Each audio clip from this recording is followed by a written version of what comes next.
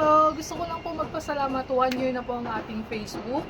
And road to 7,000 na din. And syempre, meron akong 1.8 million views. And meron akong 5 million na reach. Maraming salamat po. And hindi ko po ina-expect ito. Kasi nga po, 6,000 lang yung wini-wish ko kay God. And sana magkaroon ako ng 1 million views pagdating ng araw.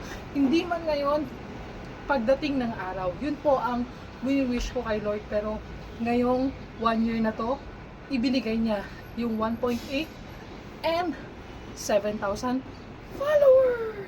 Maraming salamat po. And syempre, hindi ko yun magagawa kung wala kayong mga bagong pasok na follower. Maraming salamat. And maraming na-touch dun sa video na ginawa ko.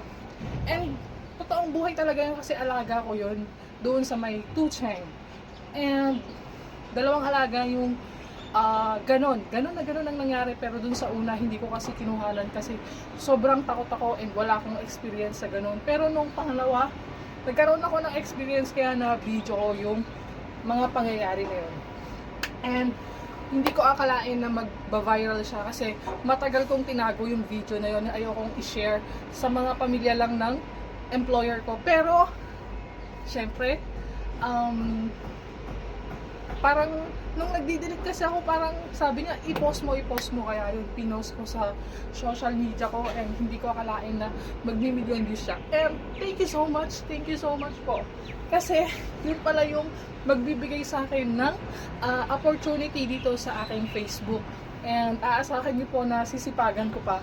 And sana wag mainis yung mga basher. Yun lang. And love na love ko kayo.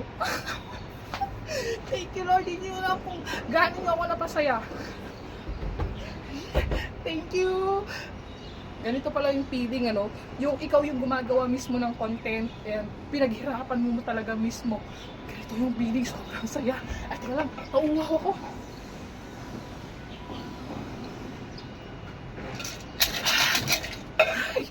Thank you so much, bye bye.